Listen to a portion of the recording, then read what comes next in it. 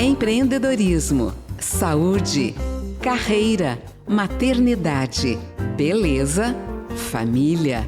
Tudo do universo feminino agora no Mulheres, na Paiquerê 91,7 com Cris Magalhães. Boa tarde, Londrina e toda a região. Deus abençoe seu sábado.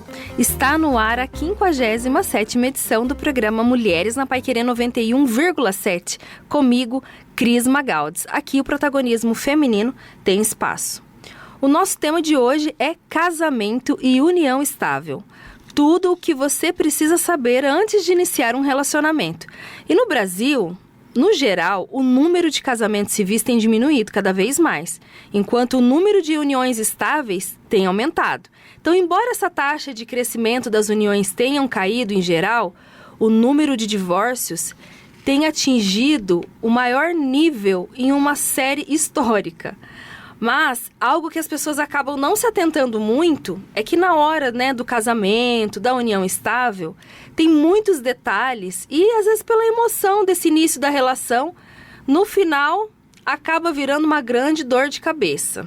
E para esclarecer todas as dúvidas sobre esse assunto, eu convidei a advogada, a doutora Fernanda Mascarenhas Alvarenga, especialista na área da família, exercendo atuação na defesa em processos da Lei Maria da Penha e medidas protetivas.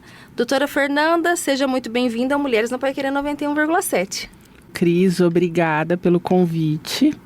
Estar aqui, o que eu puder ajudar a esclarecer as dúvidas. Sim. Estamos aqui, Me coloco à disposição. Legal, vamos tirar todas as dúvidas. Então, quem está começando um relacionamento, quem não sabe se deseja, se é o melhor caminho aí para casar ou ter uma união estável, hoje a gente vai esclarecer tudo, não é mesmo, doutora Fernanda? Sim, é importante ficar atenta às questões jurídicas, do Sim. relacionamento. As pessoas entram no relacionamento de maneira afetiva e não conseguem visualizar que atrás disso, que por trás disso ainda tem o ato jurídico, Sim. formal, que pode afetar o patrimônio de cada um, Então, é muito importante na escolha do relacionamento, na escolha do parceiro, escolher também, Sim, regimes, qual é o tipo de relacionamento que você vai ter, se a pessoa vai casar ou se ela prefere uma união estável ou até um contrato de namoro.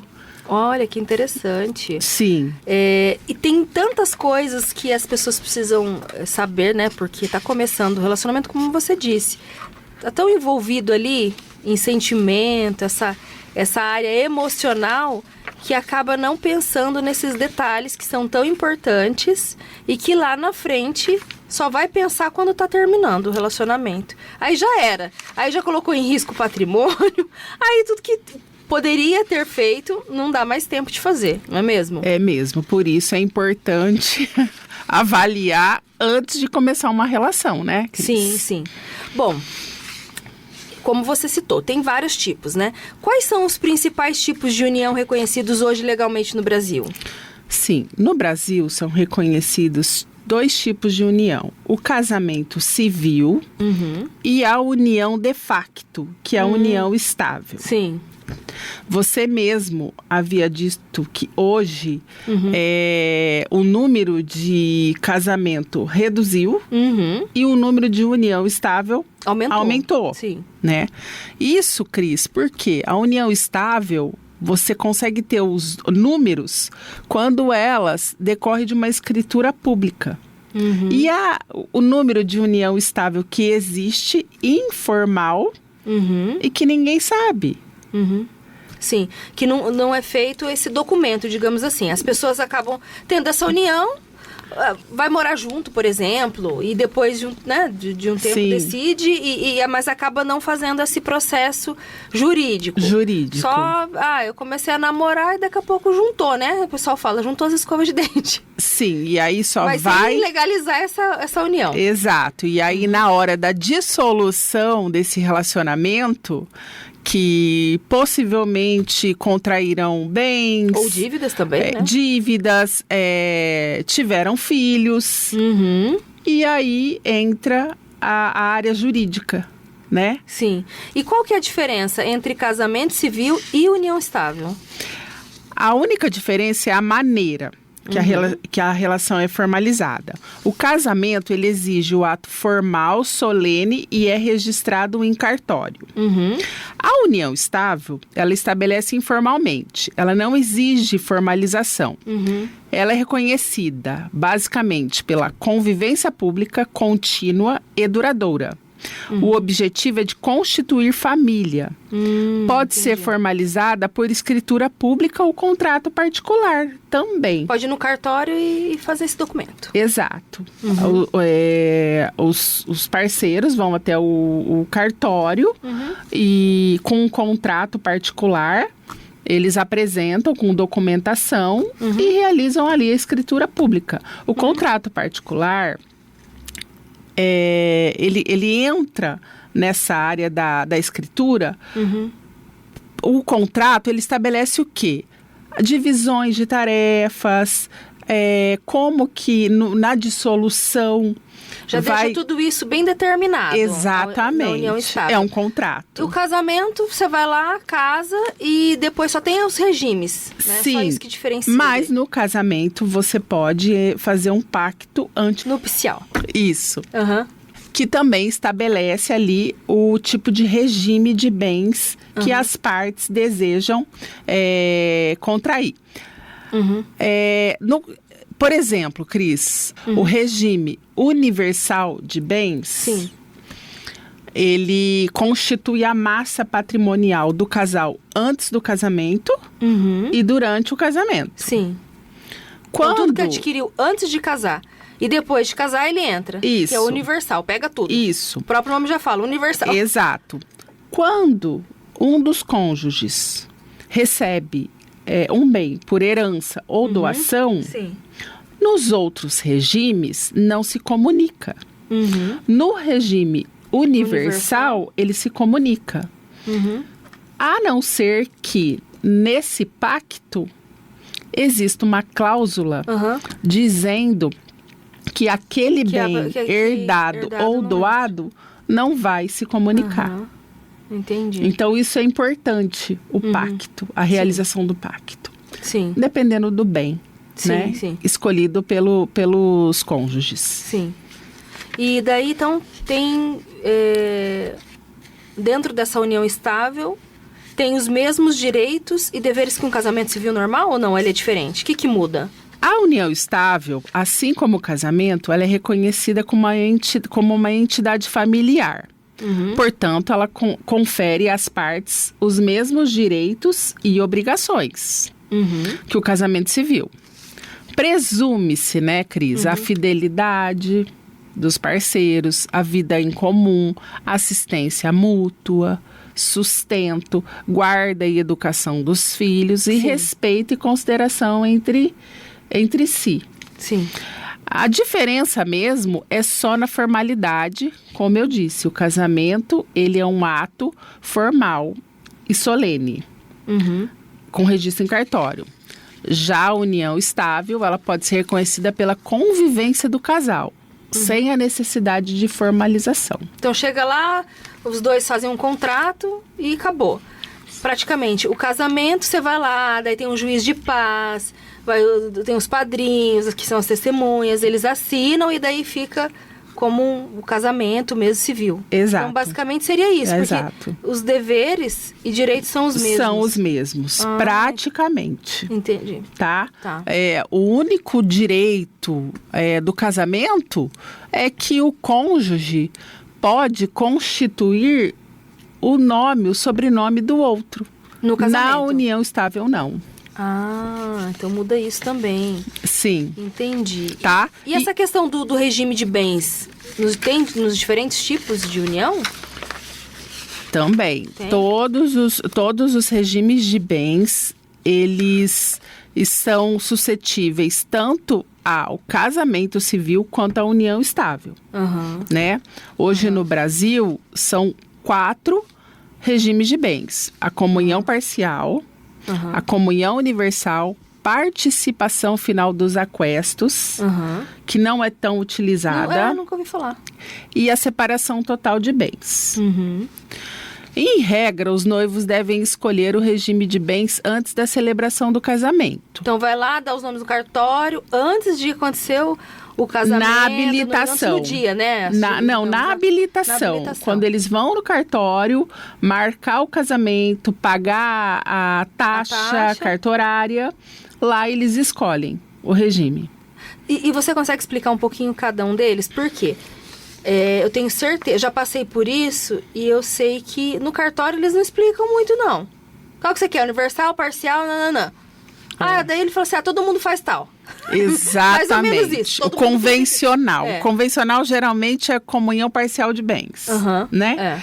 Que é tudo que adquire na constância do casamento, durante o casamento. Né? Durante, né? Depois que, assim, eu falo depois, mas fez o casamento, durante todo o período do casamento, é o parcial. Então, no regime de comunhão parcial de bens, o patrimônio será integrado pelos bens comuns. Neste caso, apenas vai se comunicar, Cris, o patrimônio constituído durante o período de convivência, independentemente de quem adquiriu ou pagou. Tá. Salvos recebidos por doação e herança. Sim. O bem conquistado antes do casamento continua sendo individual. Tá. Isto é, de quem comprou ou conquistou. Entendi. A mulher tinha eu tinha um carro, aí eu vou casar, o carro é meu. O carro continua sendo dela. Eu comprei mais um carro, compramos uma casa juntos, aí isso entra daí. Comprar a casa juntos, isso entra, tá? Então, os bens comprados durante o casamento serão 50% para cada um. Entendi. Se houver herança, Cris, recebida durante o casamento, ela vai pertencer exclusivamente ao cônjuge que recebeu. Não cabe meação a outro cônjuge. Já na comunhão universal de bens, a união ocorre não só de uma vida, mas também de bens. Então, não é só a vida que se une, são os bens. Tudo que as partes já tinham como bem, vai fazer parte da massa patrimonial então, se a pessoa tinha uma do casal. casa, ela casou no universal, a casa vai ser também ter direito dos dois. Sim. De ambas as partes. De ambas as partes. Agrega os bens anteriores, né? E tudo que for adquirido na constância do casamento também. Sim. Por qualquer um dos cônjuges. A título oneroso, por doação ou por herança. É o que eu disse para você. Salvo se houver uma cláusula contratual estipulando naquele pacto, dizendo que aquele bem doado ou recebido por herança não deverá se comunicar. Entendi. O regime de separação total de bens também é a opção de incomunicabilidade total. O casamento não reflete na esfera patrimonial. Tudo que for adquirido na constância do casamento, seja por compra, doação, herança, será excluído daquele que adquiriu. Não integrando qualquer patrimônio comum. Ou seja, eu estou casada, eu comprei uma casa. A casa é minha. No momento de separação, o outro não tem direito. Não tem direito. A casa é só minha. Essa é a separação total de bens. Fica atenta aí, mulheres. Vai anotando aí. Então, essa total. Sim. Essa total, então, não entra nada. Nada. E olha só como que confunde, né? Porque você fala total, parece que você vai ter direito total. Então, não, separação. Total. E também tem que lembrar, porque assim, a gente só pensa nos bens que serão adquiridos depois da dissolução. Sim. Mas você também tem que pensar, Cris, que existem dívidas. Sim. Se você adquire um bem, você adquire a dívida também. Se você não vai adquirir o bem, você também não tem direito a adquirir dívida. Então, vamos ficar atenta mesmo. Aí, o regime de participação final dos aquestos, que é aquele que é menos utilizado. Poucas pessoas conhecem. Ele pode ser considerado um regime misto, ele é bem complexo. ele exige uma minuciosa contabilidade durante o casamento. Durante o casamento, cada cônjuge administra de forma individual.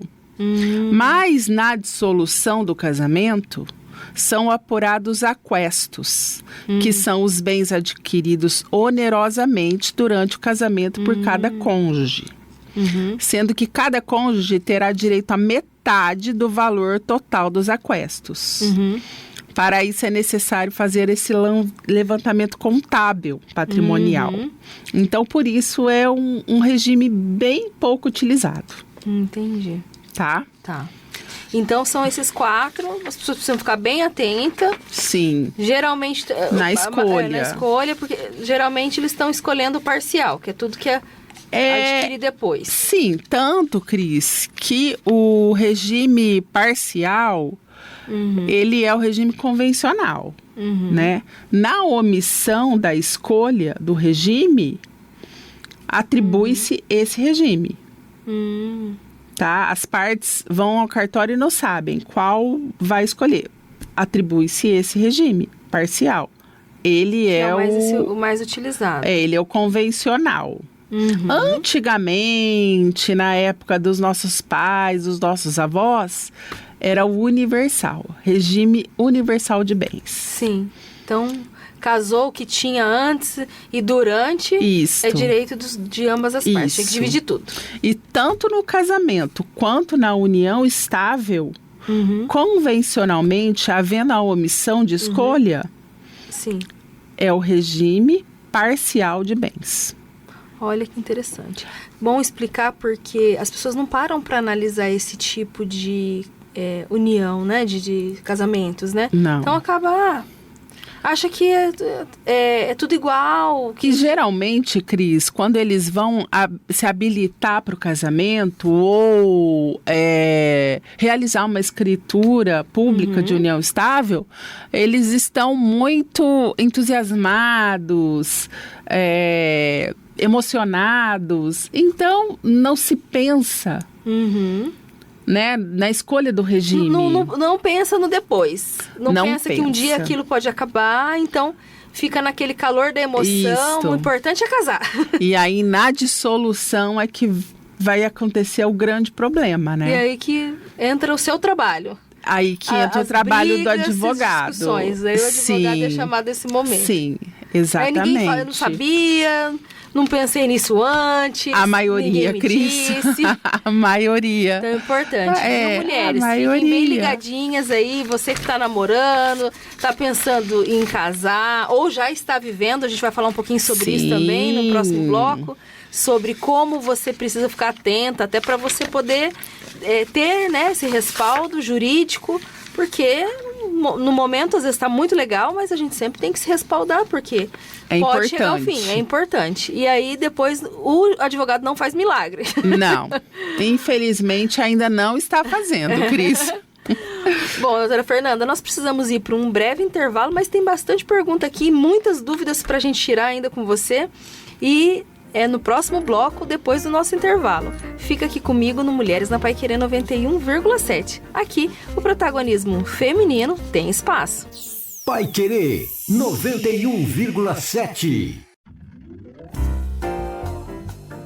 Estamos de volta no Mulheres na Paiquerê 91,7 e hoje nosso tema é sobre casamento, união estável, explicando tudo sobre esse tema muito importante para não só as mulheres, para os homens também.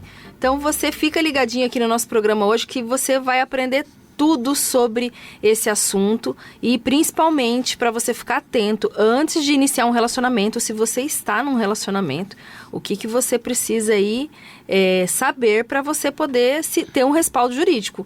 No primeiro bloco a gente conversou bastante sobre as questões aí dos tipos de união que são reconhecidos hoje no Brasil, a diferença aí entre o casamento civil e a união estável.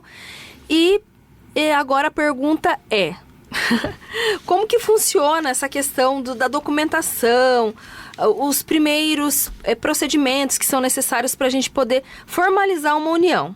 Então, doutora Fernanda, a pessoa tá ouvindo o programa. Eu quero ir atrás de fazer essa formalização dessa união estável. Qual o primeiro passo que ela tem que dar? Sim. Cris, para formalizar a partir de uma escritura pública, os companheiros devem ir até um cartório ou podem fazer também de forma virtual, né? A maioria prefere ir presencialmente num cartório da sua comarca e realizar, mas tem a opção de fazer virtual também. A documentação necessária é básica. É o RG, CPF, comprovante de residência que demonstre que o casal reside junto, tá? E embora não seja obrigatório, como eu havia dito no início, elaborar uma declaração de união estável pode ser útil. Esse documento vai ser assinado pelas partes, né? E vai te assegurar alguns quesitos da vida prática, como divisão de tarefas. Até isso pode ser colocado, sim, que interessante. Então, um lava a louça, o outro lava a roupa. Vou colocar assim agora, as obrigações. Tem pets também, entra os pets. Entra o que você quiser. Isso, o que eles decidirem, né? Inclusive até sobre fidelidade. Né? Se quiserem colocar no contrato, pode colocar também. E a gente sabe que tem bastante famoso que está fazendo isso ultimamente, né? Com cláusulas assim, de milionárias, né? Sim, as redes sociais estão aí. A vida hoje não é mais privada, né, Cris? Por conta das redes sociais, por causa da internet. Então, assim, é uma maneira da pessoa estar blindando o relacionamento dela. Estar assegurada juridicamente. Sim. Então, basicamente é isso, tá? Aí, depois da entrada nessa documentação, o cartorário vai realizar a análise dos documentos. Se tiver tudo correto, a união estável é formalizada, garantindo os direitos e deveres iguais aos parceiros, como no casamento. Ah, interessante. Mas, e assim, o que um casal ele deve considerar antes de casar? Nesse ponto de vista jurídico, vamos dizer assim. Tá, no ponto de vista jurídico, em primeiro lugar, tem que verificar se há capacidade de desimpedimento para contrair o matrimônio, a união. Se o parceiro não é casado, ou se ele já vive em outro relacionamento afetivo, se há parentesco entre eles, parentescos que proíbam segundo a lei. Deve-se, com antecedência, escolher o regime de bens que melhor se adapta à sua realidade, pois existem os efeitos sobre os bens e os patrimônios, como a divisão dos bens e responsabilidade por dívidas, que é como a gente estava conversando. Porque, Cris, nós pensamos só nas divisões de bens, que agregam patrimônio. Mas temos que saber que as dívidas de um casal também dividem. Dependendo do regime escolhido do casamento, o outro... Às vezes faz no nome de a dívida, financiou um carro. Aí não pagou o carro. No fim, quem estava com o nome, né, parcelado, a dívida vai ficar para ele. Vai ficar para ele. Ou uma dívida bancária. Um financiamento, né? Um empréstimo. Exatamente. Às vezes até um bem que foi comprado para casa, né? Uma reforma que foi feita. Tem tanta coisa que pode ser feita. Tem tudo isso. É mais fácil hoje em dia fazer dívida. Então é bom escolher o tipo de regime. E também, dependendo do regime escolhido, ele vai afetar o direito sucessório. Com a participação da herança do cônjuge. Né? Então, o exemplo, o regime universal de bens, ele afeta. Então, é de se pensar. Então, Cris, é necessário entender as consequências legais do casamento. Importante é também... Claro, hoje a gente tem algumas informações na internet, mas é importante sentar com um advogado, né, da área civil, né? Sim. E tirar todas as dúvidas. Por quê? Às vezes ali no calor da emoção, só quero formalizar essa união, não sabe. Principalmente para quem tem bens, né? principalmente para quem tem bens, principalmente quem tem filhos de outro relacionamento. É muito importante avaliar, Sim. né? Tem que ter consciência que não são só direitos, mas tem obrigações, tem deveres. Sim. Então que às tem vezes que naquele pensar. momento fica só no calor da emoção, do sentimento e esquece desses pontos tão importantes. E aí no Isso. final vira uma confusão. Cris, vira uma sopa, vulgarmente dizendo.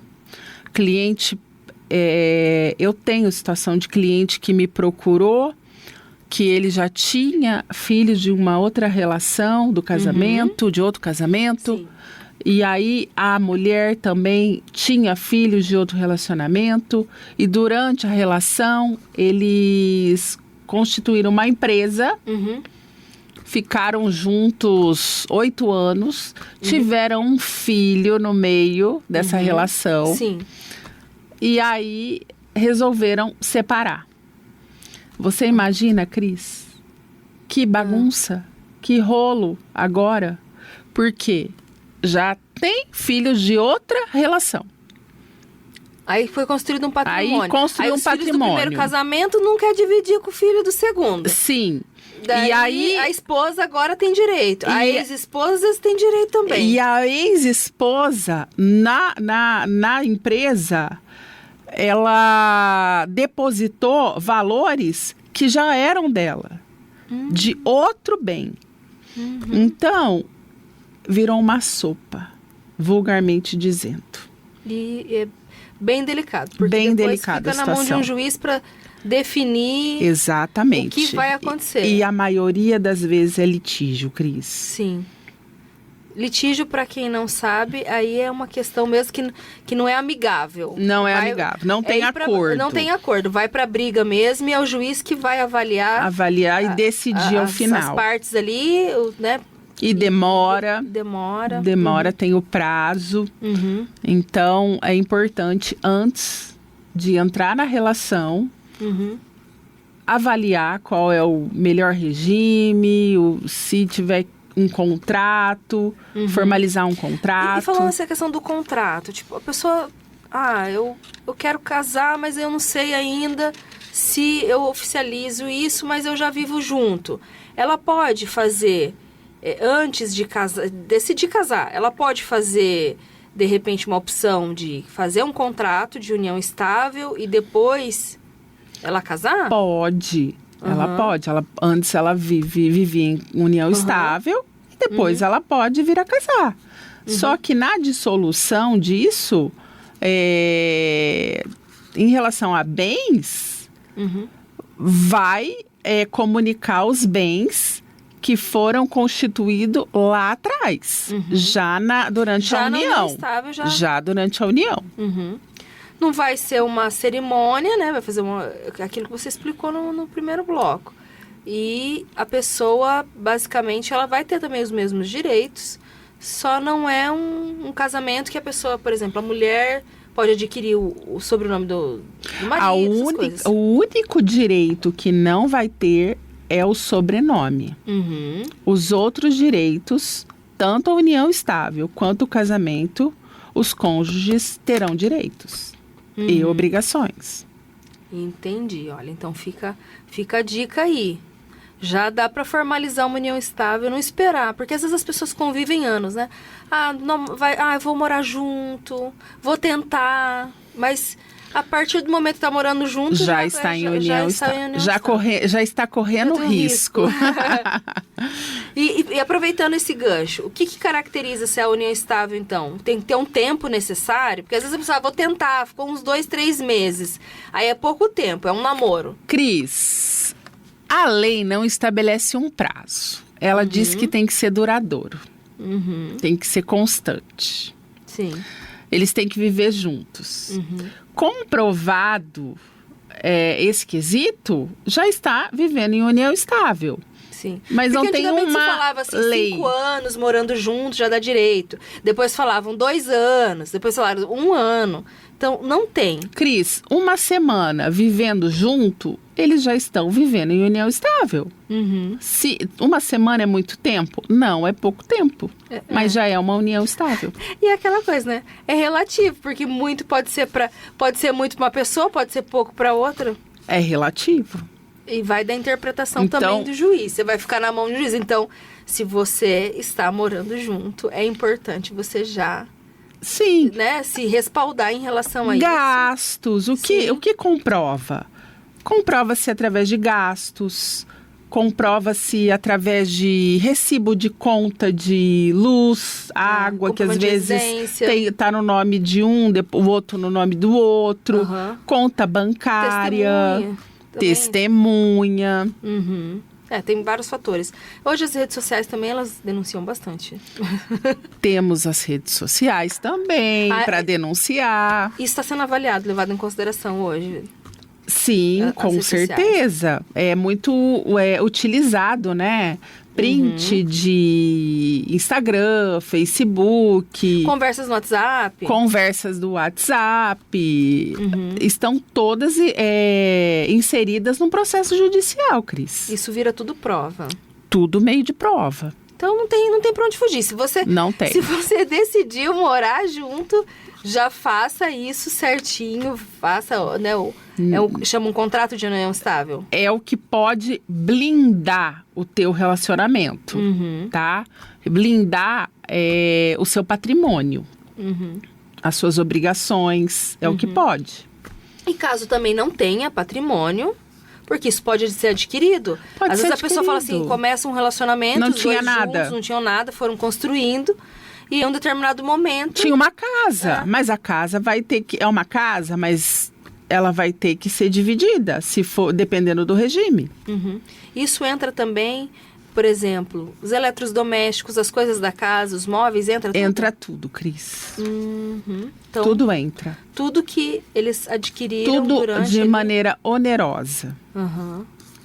Entra no patrimônio dos cônjuges, né? Dos companheiros. E você comentou também sobre a questão de deveres, né? A gente tem direitos e tem deveres também.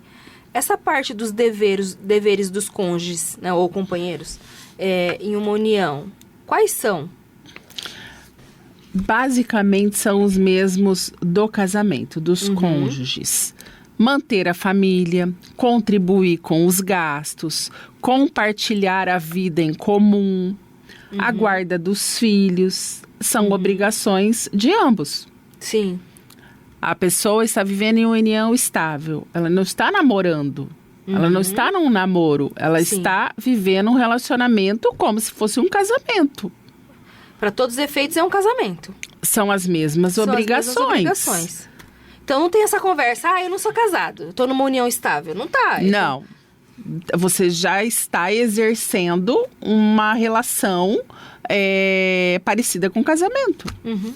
A única diferença, como eu disse, é o ato. O casamento, ele é porque às ato vezes formal. as pessoas, elas se aproveitam desse termo. Não é um casamento. Sim, não é meu marido. Não é meu marido. Ah, só mas não uma é minha união- mulher. É só uma união estável. Não tem obrigação com ela. Não tem obrigação Não de é bem assim, sustentar. a lei não, tem mudado. não é né? bem assim. Tem até feito bastante... Acredito eu que tenha mudado, porque a gente viu, né, relatou que os números têm aumentado muito de união estável. Exatamente. E até por conta, acredito, desse número, né, aumentar tanto assim, que esses deveres, né, Devem permanecer, também. Porque senão é fácil, né? É mais fácil. A pessoa fala, eu vou fazer uma união estável, tanto eu não tenho obrigação É uma nenhuma. maneira de safar da sua obrigação, né? E não é bem assim. E essa questão que você comentou também sobre traição, essas coisas que podem ser colocadas. Isso depois implica no quê, doutora Fernanda? Porque, eu vou colocar na união estável porque também no regime, né, de casamento civil, se falava muito de traição, que não podia. Não podia.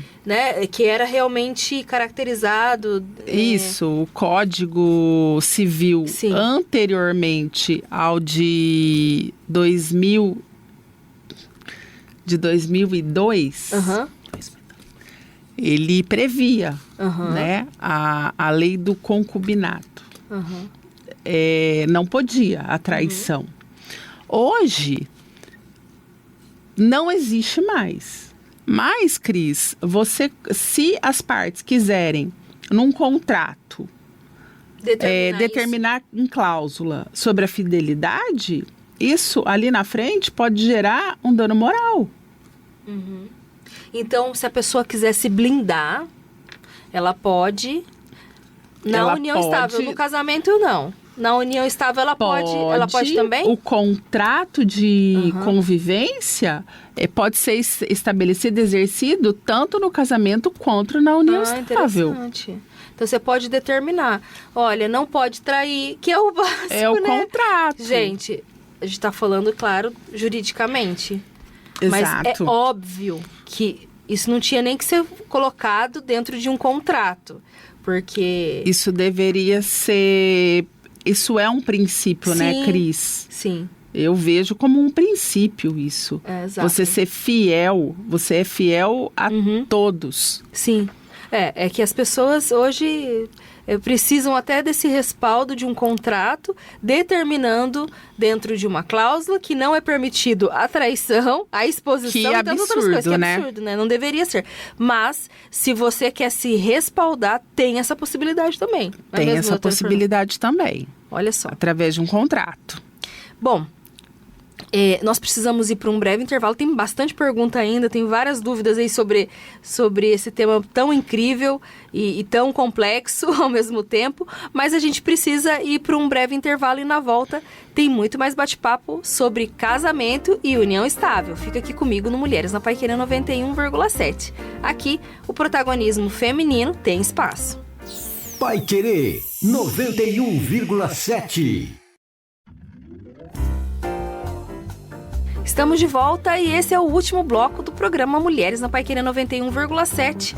Hoje esclarecendo todas as dúvidas sobre casamento e união estável. Doutora Fernanda, chegou uma pergunta aqui para mim pelo WhatsApp. Uma pessoa ficou com dúvida em relação àquela lei do concubinato. Porque se falava tanto esse negócio de traição, que era crime e hoje não é mais crime. A gente, né, sabe que não é mais crime. Eu entendi, mas eu acredito que a ouvinte ficou em dúvida em relação a isso. Por quê? Falou assim, não é que a lei caiu, é que agora não é mais considerado um crime. Você poderia explicar melhor pra gente? Sim, Cris. Eu vou explicar. O Código Civil anterior, de 1916, a traição, o adultério, ele era considerado um crime, com pena de detenção para o traidor Sim, e o amante, tá? pros dois. Para os dois. Pro marido e pro Atualmente, amante. sim, marido, a esposa, né? Tanto faz, Atualmente, o adultério ele não é mais considerado crime no Brasil, mas ele pode levar à indenização por danos morais, conforme previsto no Código Civil, como eu havia dito. Tá. A lei do concubinato não é que não existe mais. Conforme o Código Civil, refere-se à relação não eventual entre o homem e a mulher, impedidos de casar, Sim. tá? Ele é diferente da união estável, que é reconhecida como uma entidade familiar. O concubinato não possui a mesma proteção legal. Então, ou seja, amante não tem direito. O amante, a amante, não tem direito. Sim. Ela jamais vai fazer parte, vai figurar como o companheiro ou o cônjuge. Não caracteriza nada. Não caracteriza. Entendi. E não tem nem como fazer união estável, porque se ele já é casado, ele não está pode... impedido. Ele está impedido. Olha só, então... E lógico, hoje em dia, se não tivesse também caído essa lei... Nossa, nós não teríamos não teria lugar para pôr todo mundo. Não. É mesmo, doutora Fernanda? Não teria. Infelizmente, que triste falar isso. Mas temos que dizer. Provavelmente, eu acredito que eles devem ter pensado. É melhor mudar isso aqui, porque senão vai chegar um momento que a gente não vai ter lugar onde pôr presa, porque... Eu acho que já era meio cultural, né, Cris? Sim, com certeza. Até porque não iriam mudar, né, uma lei... Se não houvesse necessidade. Não houvesse necessidade. Então, provavelmente foi isso.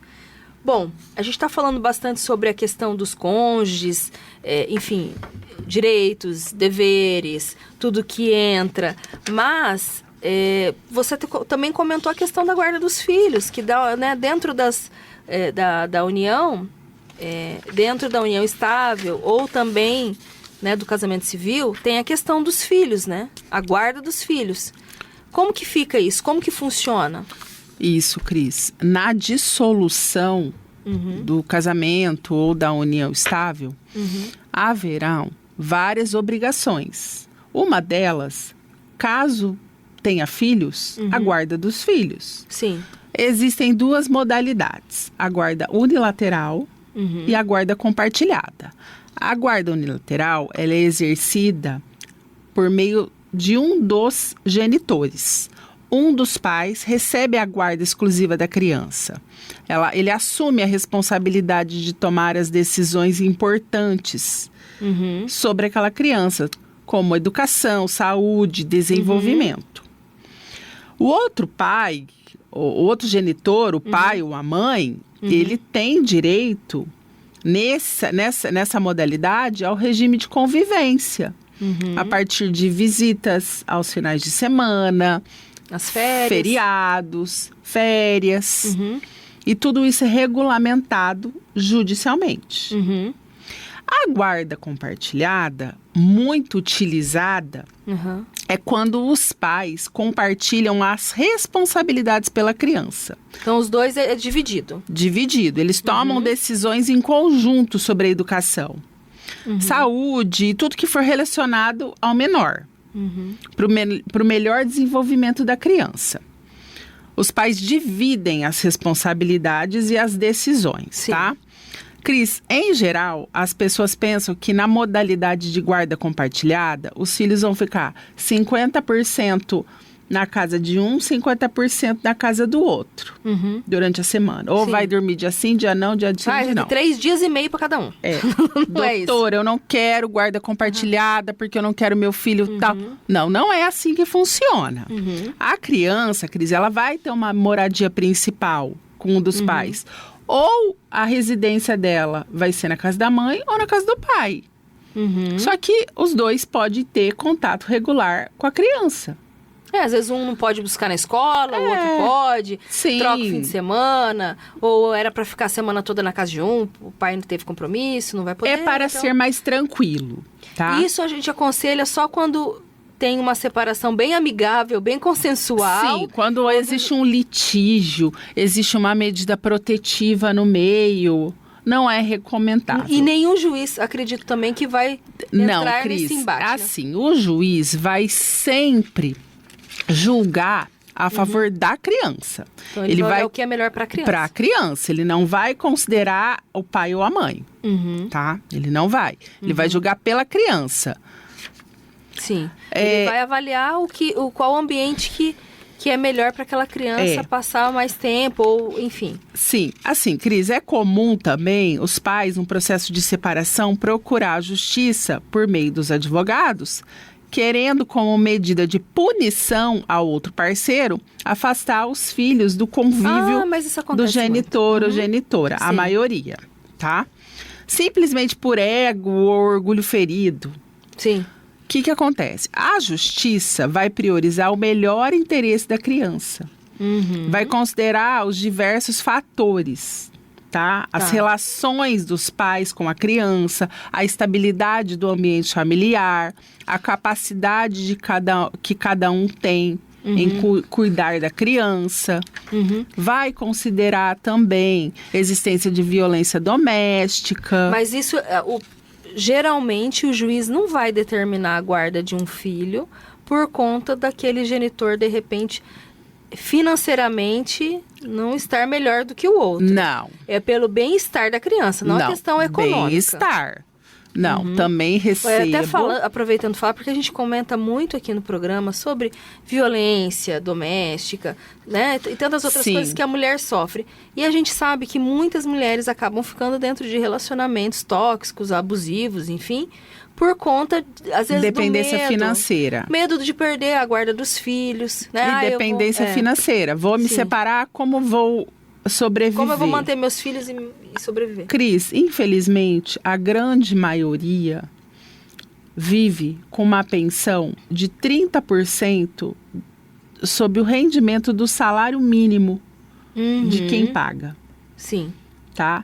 Então, o que daria isso? Hoje, R$445. Sim. A mãe consegue? Mas de jeito nenhum. Não consegue. Não. Mas a mãe continua com a guarda do filho. Sim. Então, essa tese de que quem tem mais financeiramente vai ficar com o filho, não procede. Tá. E essa questão da pensão alimentícia, aproveitando esse gancho, quem tem direito, como que é calculado isso? Como que o genitor ali, como ele pode exigir isso, né, digamos, do ex-parceiro, Sim, do outro genitor. Do outro genitor. Tá. Cris, a pensão alimentícia ela é fixada judicialmente. Tanto numa homologação de divórcio, quanto num divórcio judicial. Uma sentença judicial estabelecida pelo juiz, tá? E o juiz, o que ele vai verificar? Ele vai verificar as necessidades básicas de sobrevivência de uma pessoa. Pode ser dos filhos ou do ex-cônjuge. De repente, o ex-cônjuge não tem capacidade de trabalhar, de ter renda. Sim. Né? De repente, determina-se uma pensão por prazo determinado. Até que a outra pessoa comece a trabalhar. Condições. E ele vai verificar a necessidade básica de quem vai receber. Geralmente os filhos, alimentação, saúde, moradia, vestuário, educação, lazer, outros, tá? E o valor é calculado considerando também não só as necessidades básicas de quem vai receber, mas também tem que respeita o princípio básico da razoabilidade, que é o binômio da necessidade versus a possibilidade. A necessidade de quem vai receber contra a possibilidade de quem vai pagar. Então, porque quem vai pagar também tem que... não adianta o juiz determinar, a mãe pede R$3.000 de pensão. Ela consegue comprovar que realmente... Com a escola particular do filho, vai dar uniforme, transporte, vai dar 3 mil. E não é muito difícil, não. Não. Né? Porque hoje em dia... Não, tem uns pais que falar que ia dar 400, 500 reais de pensão, acho que vai sustentar. Não vai, né? Mas, Cris, também vai ser considerado a possibilidade do pai pagar os R$3.000. Sim. Quanto ele ganha? Ele ganha R$3.000. Ele ganha R$4.000, que seja. Como que ele vai pagar R$3.000? Sim. Tem que considerar que como ele vai viver, né? Esse é o princípio da razoabilidade. Que o juiz considera na hora de arbitrar, de fixar os alimentos. E para aquele genitor, aquele pai que, por exemplo, separou, não fez ainda esse processo judicial, digamos assim, para determinar o valor dos alimentos. Mas ele está pagando lá. Ele está pagando a escola do filho, ele está comprando as coisas para o filho, de repente até ajuda nas despesas da antiga casa, mas não tem essa formalização. Ele já está exercendo. Ele já está exercendo antes de... E tem muita gente que faz isso, né? Acaba não indo... não formaliza. Meu conselho, procure um advogado especialista. Formalize. Sim. Para lá na frente, não sofrer as consequências. Porque é obrigação dos pais suprir o sustento dos filhos. Formalize.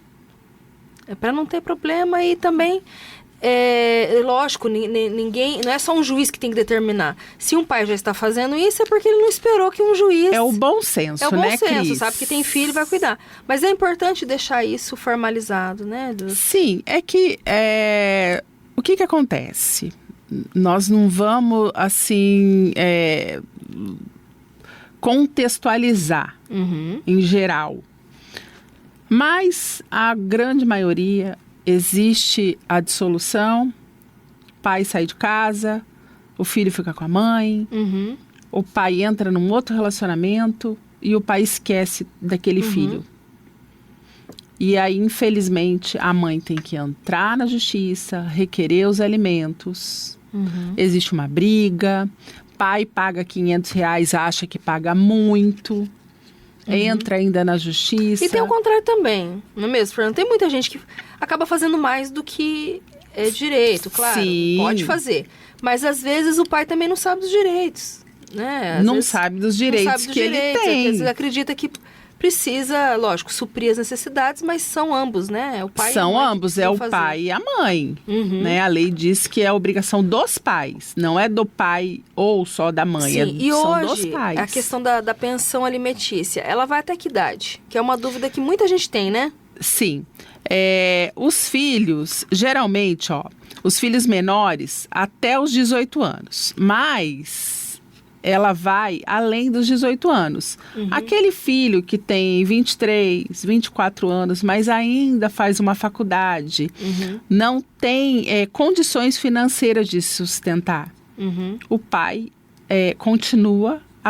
tem que pagar todo mês a pensão, né, os alimentos. Sim, isso também pode ser negociado. Às vezes o filho ficou um tempo sem estudar, aí decide estudar, daí... Porque tem 18 anos, se ele parou de estudar... Cris. E ele vai trabalhar? Não, aí não é necessário, tá? Aí não tem como. É apenas no caso em que o filho não tem condições de se sustentar. Geralmente, aquele filho que já está trabalhando, o juiz vai entender que ele já tem condições de sustentar. Sim. Uma outra questão Óbvio, também... existem casos e casos. Sim, claro. Às vezes eu não ganho o suficiente para sustentar. Enfim, tem tantas coisas, né? Às vezes já está fazendo um cursinho, ou já está começando a fazer uma faculdade. Sim. Tem vários fatores. Mas uma coisa que as pessoas têm bastante dúvida também em relação do filho, faz 18 anos, acha que tem que parar de pagar. E não é bem assim. Não, existe uma ação que chama-se ação de exoneração de pensão alimentícia. De repente, o filho fez 18 anos, o pai acha, não preciso mais pagar. Não, ele tem que entrar com essa medida, com essa ação judicial. Se ele não entrar, ele vai ter Ele pode sofrer uma execução, um cumprimento de sentença. Sim. Vindo até a ser preso pelo não pagamento dos alimentos. Sim. Porque às vezes as pessoas acham, fez 18 anos, vou parar de pagar, e até a outra parte precisa entender que não vai poder mais contar com aquele dinheiro, Essa né, mensalmente. interrupção tem que Precisa ser vir por uma sentença judicial, Cris. Entendi. Olha só, fica atento aí, então, você que está ouvindo. Sim. Bom, doutora Fernanda, estamos indo para o final do nosso programa. E para finalizar, o que eu... assim, gostaria, para fazer um resumo aí, a gente falou tanta coisa, mas um conselho, você que atua nessa área aí já há um tempo, a experiência que você tem, de tudo aí que você já tem visto, eu acredito que viu muitas situações, o conselho que você daria aí para as pessoas que estão assim, começando esse relacionamento, e não sabe se deve formalizar ou não, mas já convive, não é mesmo? Ou quem está querendo sair de um relacionamento, o que deve fazer. Então, na prática aí, o que você acha? Que conselho você daria para quem está te procurando hoje? Oi, doutora Fernanda, a minha situação é assim, eu estou entrando num relacionamento, estamos pensando em morar junto, ou já estamos morando junto. Que conselho você daria? Cris, o meu conselho é que as partes formalizem essa relação. Se for uma união estável, formalize. Faça uma escritura pública. Se necessário, faça um contrato particular também. Determine ali os direitos, bem detalhadinho, as obrigações. Lá na frente, não que a gente deseje que acabe, mas pode acontecer, Cris. Lá na frente, não ter aquele problema. Ter que entrar num litígio, ter que brigar. E sempre aconselhado por um advogado especialista. Sim. As partes, às vezes, o casal, às vezes, mas vamos gastar com isso. Pensa que o investimento para formalizar essa união, de repente, vai tirar aquele valor, aquela despesa que vai ter no final. E sem contar a dor de cabeça. Que provavelmente pode ser que seja muito grande, dependendo. Porque as pessoas não se conhecem. A gente só conhece as pessoas quando tá terminando o relacionamento. Depois, né? Depois. Você Então, só pense conhece bem. o irmão depois, na hora da herança, o cônjuge na separação. E isso vale pra tudo, gente. Até amigo, no momento de dificuldade, Pra você tudo, percebe Cris. quem é amigo, né? Quem realmente é parente e quem...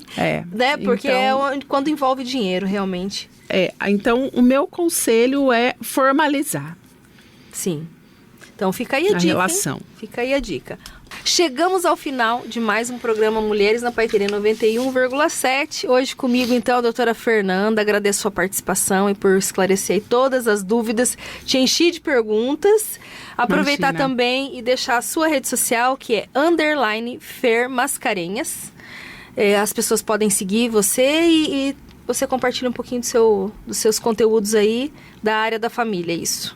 Tenho compartilhado, não compartilho muito, mas estou à disposição. Trabalho na área da família com muito amor e estou à disposição, Cris. Legal.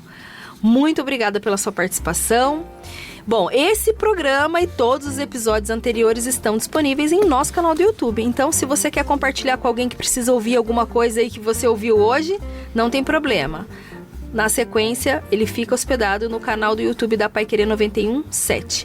E agora você continua aqui sintonizado com a nossa programação muito gostosa musical, que começa daqui a pouquinho com o Rádio Show com o Cristiano Pereira. E eu quero agradecer muito a sua participação aqui, a sua audiência. E conto com a sua audiência no próximo sábado. Tchau, tchau, pessoal. Todo sábado, à 13h, na Paiquerê, nosso encontro marcado no programa Mulheres na Paiquerê 91,7, com Cris Magaldes. A cada semana, um bate-papo com uma ou mais convidadas especiais. Acompanhe a programação do Mulheres pelo nosso Instagram, @Paiquerê 91,7. Os programas ficam à sua disposição no canal da Paiquerê 91,7, no YouTube.